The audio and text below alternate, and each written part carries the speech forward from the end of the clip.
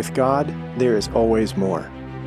More love, more life, more freedom.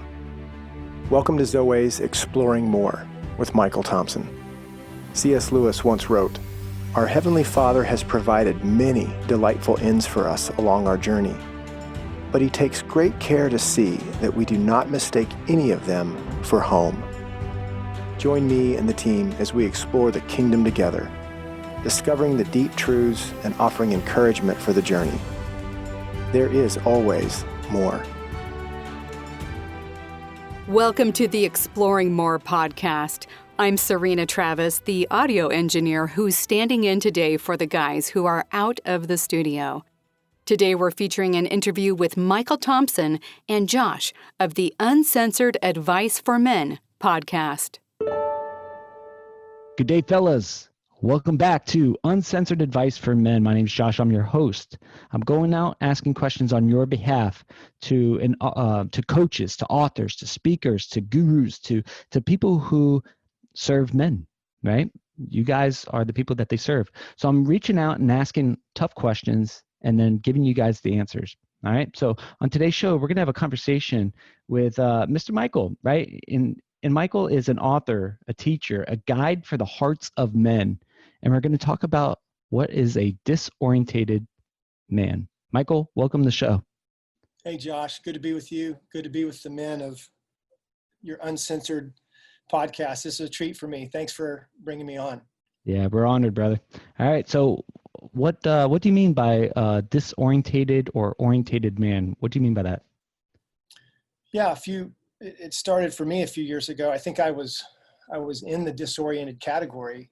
A Christian most of my life, accepted Christ a couple hundred times, needed more assurance, I think, than I was getting, and believed for a long, long time, like I find a lot of men do, that I'm the problem.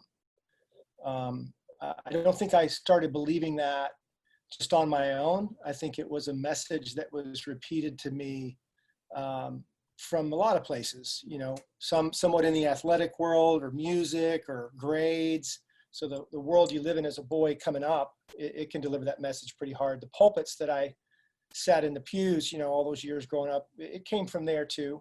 And depending on how your father's message was to your heart or mother, that it can be, that can be twisted up into that message as well. So, that disorient and for the first 30 some years, a believer, like I said, but disoriented to me and some of my friends, Josh, had something to do with unsure, unaware, not knowing who I am really.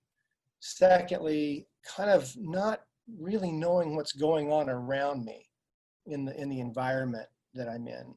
And then thirdly, I think a disoriented man is a man who really isn't sure or doesn't know the good that God's up to in his life. And to whatever degree those are unfortunately true of a man, I believe is to the degree that he's disoriented, right? If you don't know who you are, where you are, or the good God's up to in your life, you can be a believer, but you may be disoriented in this larger story that your story's in. And if you are disoriented, you're probably not getting to live the life that Jesus afforded you when he ransomed you and set you free. Wow. All right. So Michael, in my audience, we understand and we fully respect, your belief system, but in our audience, we have guys who, believe in Jesus, right? So we have some, but we also have guys who don't believe in Jesus. So, as you're going through the who am I, my environment, and then, how does God view me? Yeah. How does this affect guys if they don't believe in God or Jesus? Because then they really have just two of those questions. Yeah. Or maybe they have this first question. They just don't, they haven't really looked at the inventory of where they got their answer.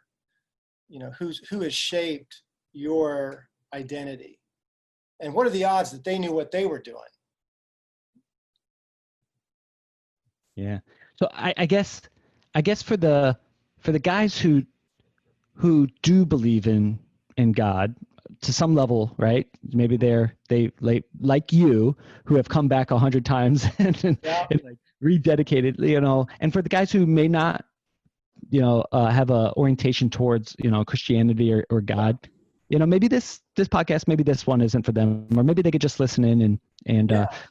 in that. But like for the guys who say, okay, I believe in God and I've rededicated my life a million times, I keep on going and following away, but that question of who I am, that really hits me hard because, man, I don't freaking know. What are your thoughts on that?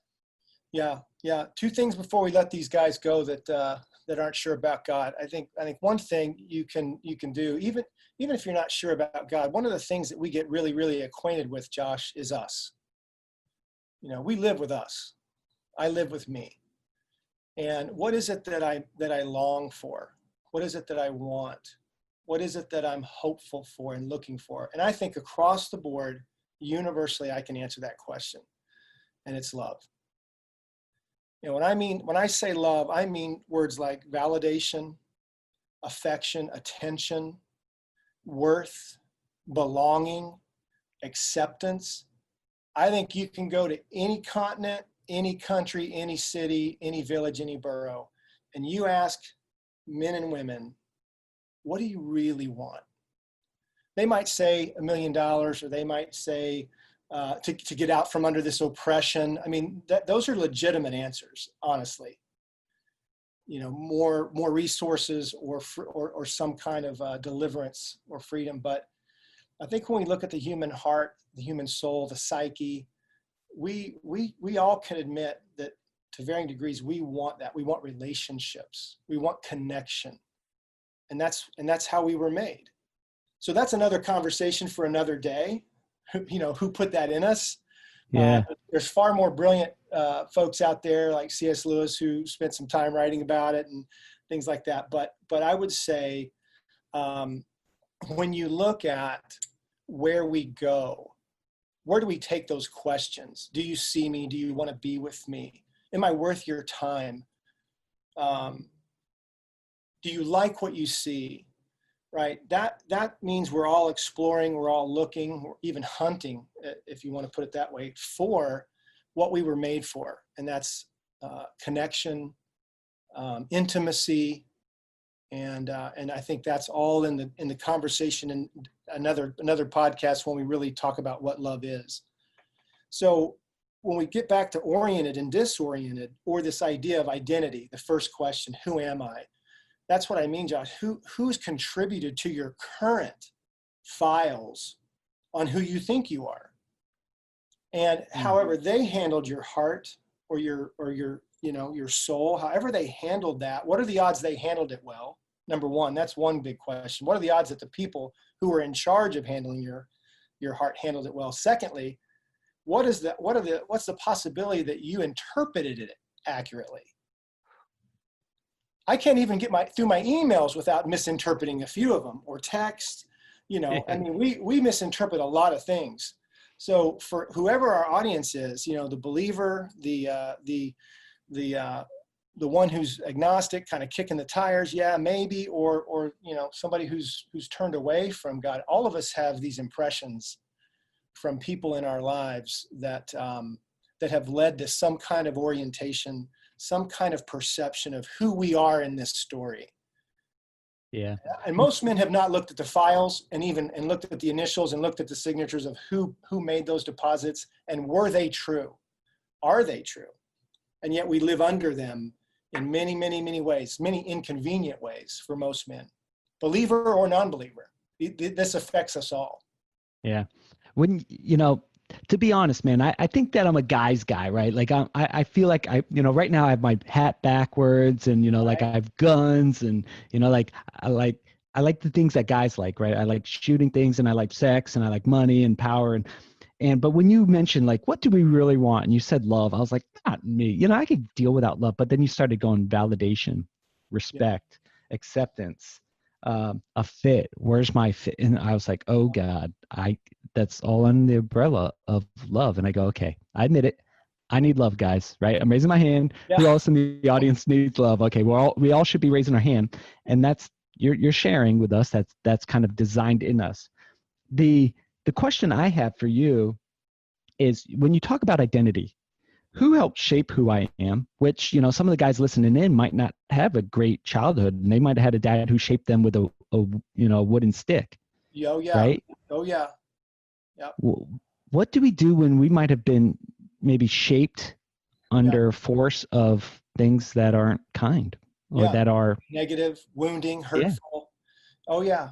I mean, those are factors, right? Those are the things that we're talking about. It's not just looking under the hood. You may need to look in the trunk. What's back there? What's in the cellar? What's in the attic, of things that have shaped us? And I think my point, Josh, and as we were talking off, off mic another day, this is worth exploration, because who am I, and how do I see myself in this world was shaped by a lot of people and their engagement with you. So the guy who had been called an idiot by his dad all his life, or stepdad, what is it that he's believing is true about him?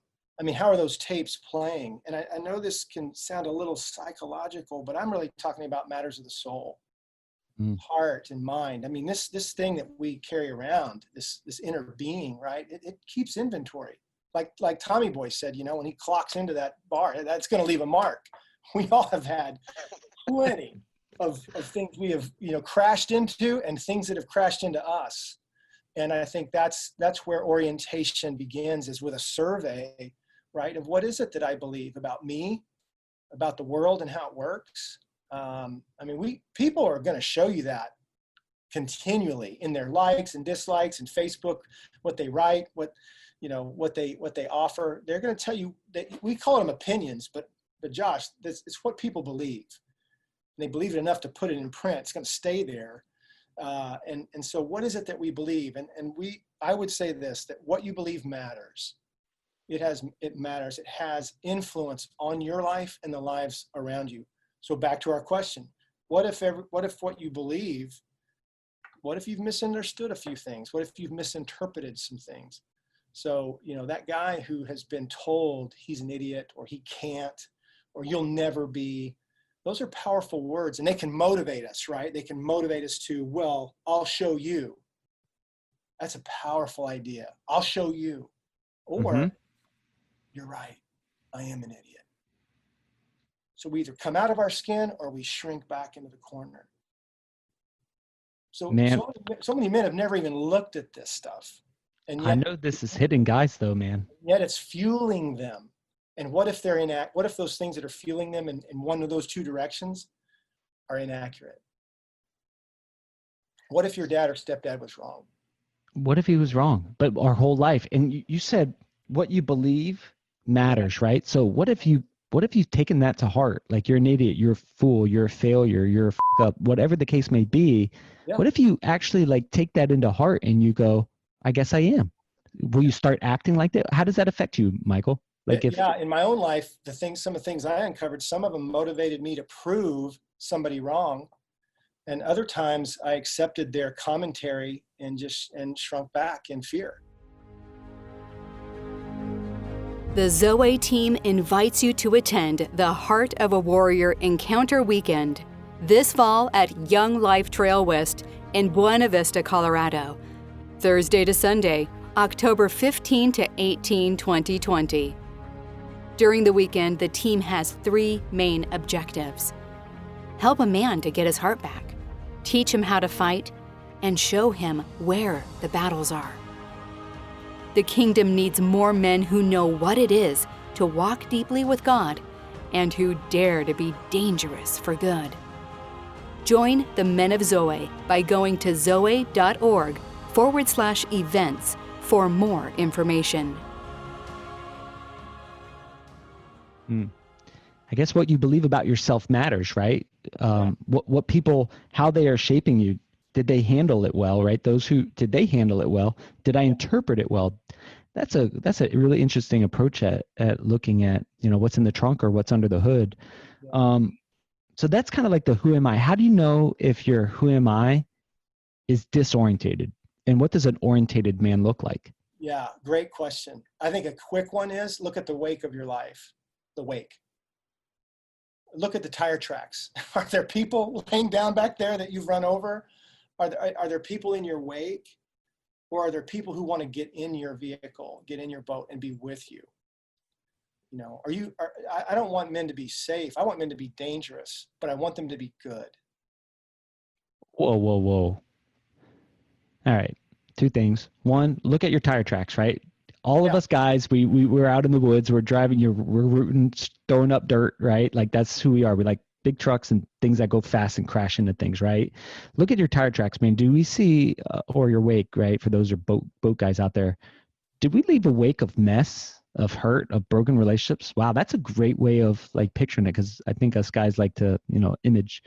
But then you said something, man. Repeat what you said after that. Yeah, I don't want men. I'm not asking men to be safe. I want them to be dangerous, but dangerous for good. What do you mean by that? Be dangerous? Like I think of danger running around with a fork or something, Yeah. Going too fast, going too hard. No, what I mean about dangerous for good is that there's an image years ago that I saw. A guy put up on the board there's an image of William Wallace and there was an image of Mr. Rogers. And he asked me, which one do you want to be? I thought this is a trick question. All of us, right? And I'm 56. I mean, grew up in the 70s and 80s. Fred Rogers, I watched Mr. Rogers' Neighborhood. I like Mr. Rogers. But if I'm really honest about who I aspire to be, it was the image of William Wallace. And so William was dangerous, right? That image, Maximus, Neo in the Matrix. I mean, we have these images that we relate to, we want to be like.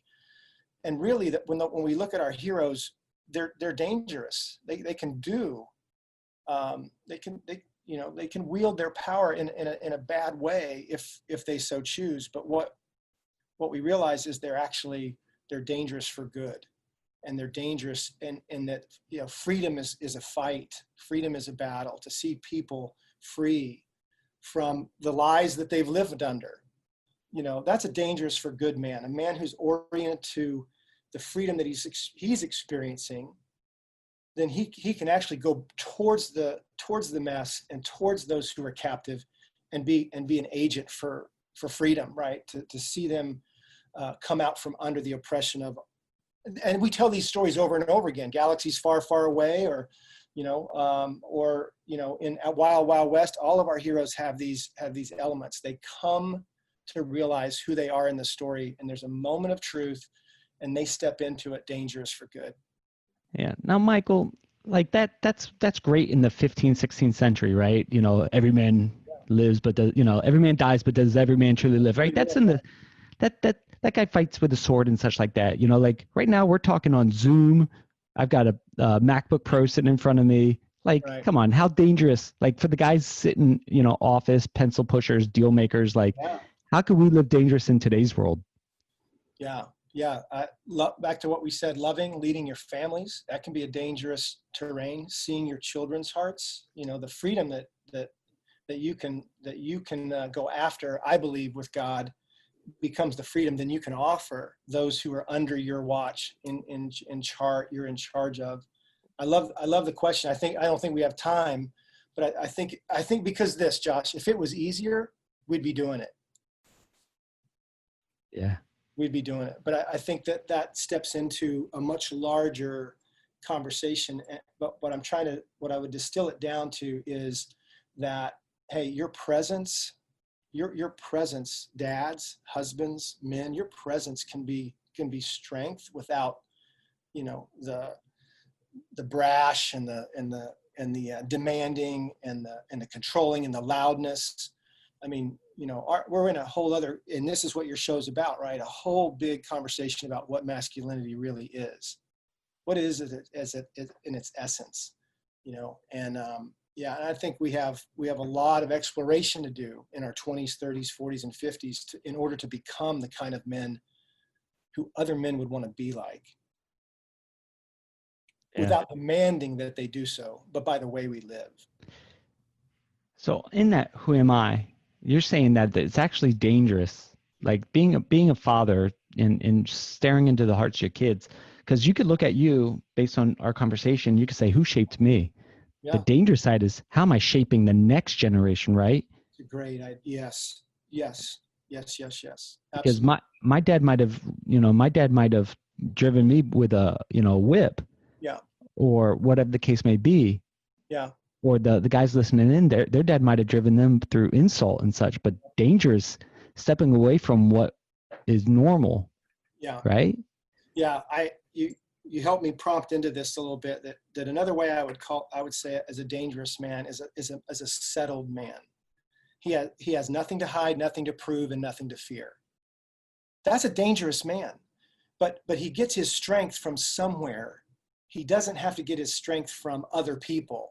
He actually gets a strength from somewhere else and brings it to his environment, brings it to his relationship.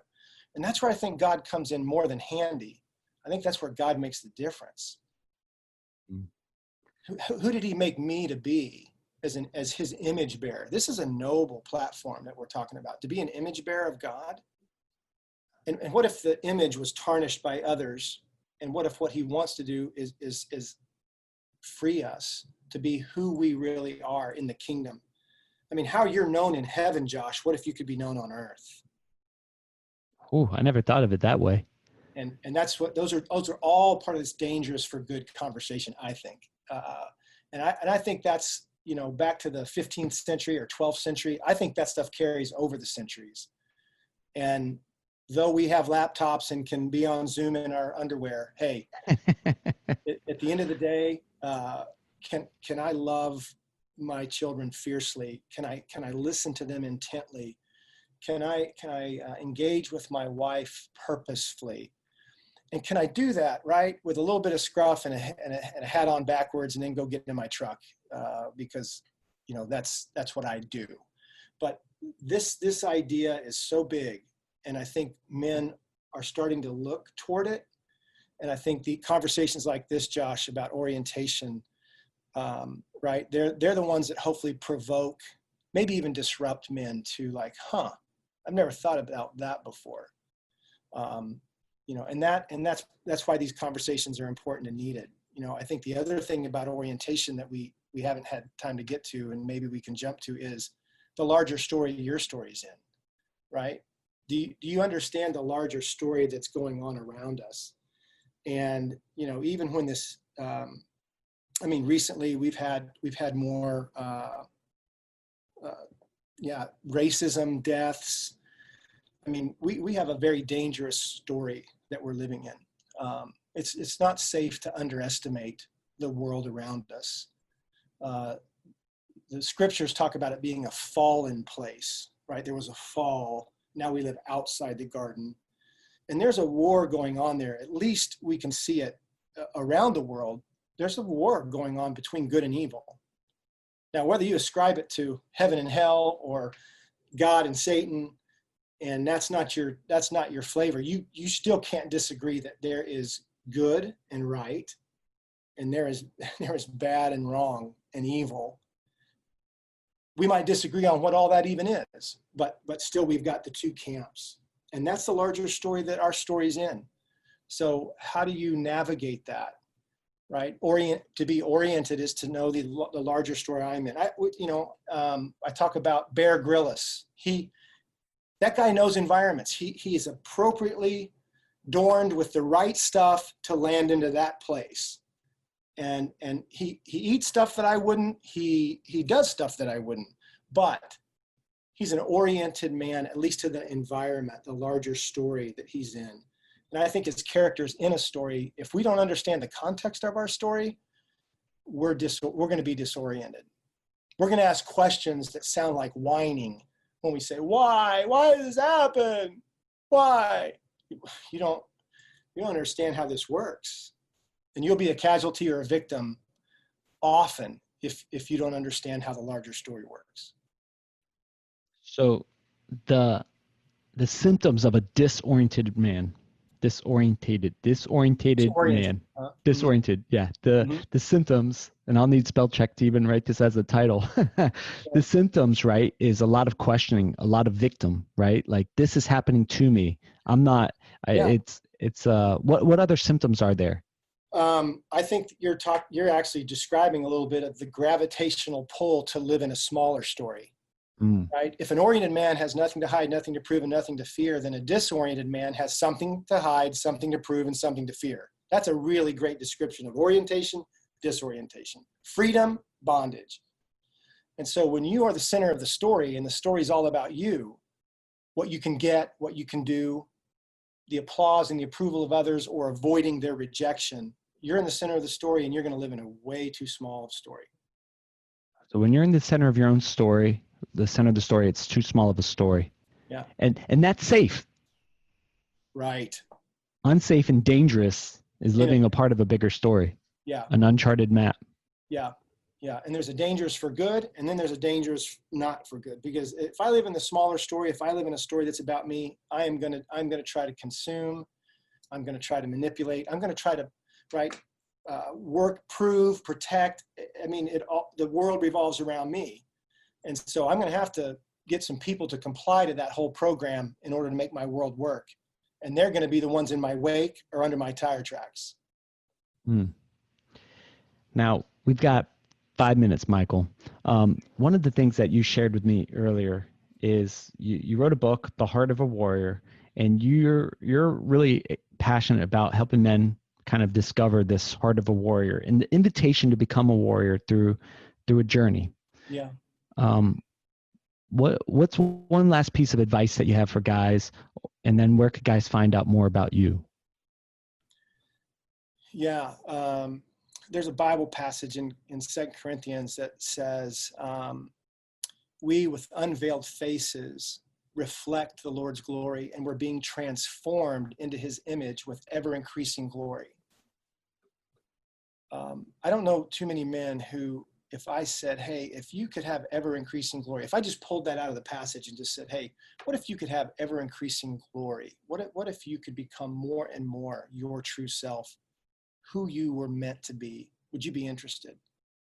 I've seen hands raised all over the place when that question comes up. And so what we've tried to do with the Heart of a Warrior is give a bit of a guide book, a bit of a map, and an invitation to explore what might that look like.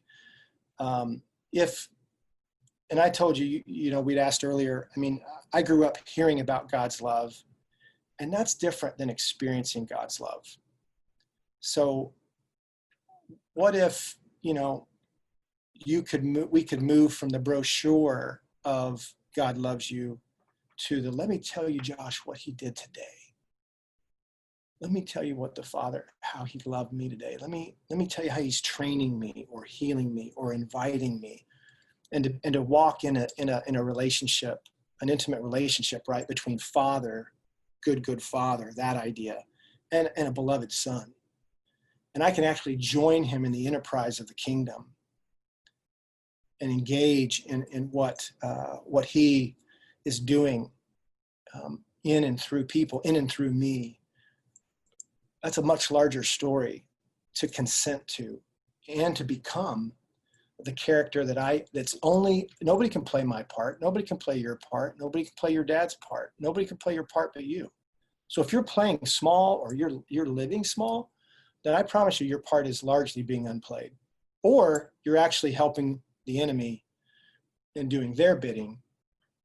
And you're a part of a matrix that wants to use you, rather than part of a system that God is created to live in freedom. Man, awesome. Michael, where could people go to find out more about you, buddy? Yeah, they can go to our website, www.zoe.org. That's the Greek word for life. They can look us up on Amazon, Heart of a Warrior by Michael Thompson. There's some stuff there that they can tap into, pick up the book there on Amazon or on our own website. Those are probably the easiest ways. There's a lot more information on there. There's some free things for Father's Day coming up for dads, and they can pick up some audio and different things that we put in a little package for them. So yeah, that's the best way to connect with us, Josh. Cool. Fellas, thanks for listening into the show. I'll put those links in the show notes below. So as you guys are listening, driving, and taking some introspection and looking, maybe even backwards at your tire tracks, you could come back to this audio, this link right here, go to the show notes, and you'll be able to go visit the website, go visit the book. Reach out to our coaches. Go consume their content. If this resonated with you, man, reach out to them and say, hey, man, this was impactful. Buy their book, join their courses, do what you got to do to make sure that you're living a part of a bigger story. Yeah. Guys, thanks for listening in. Michael, thanks for being a part of this. Appreciate you. Loved it, Josh. Thanks for the time. Appreciate you, man. Thanks, man. We hope you have enjoyed this episode of Exploring More. The landing page for this podcast is zoe.org/podcast. That's ZOWEH.org/podcast, where you can find the show notes and various platforms to which we broadcast. You can also find us and the Life of More by visiting Zoe on YouVersion Bible app, Right Now Media, our Facebook page, and Zoe on Instagram and Twitter. Remember, with God there is always more, and you were made for more.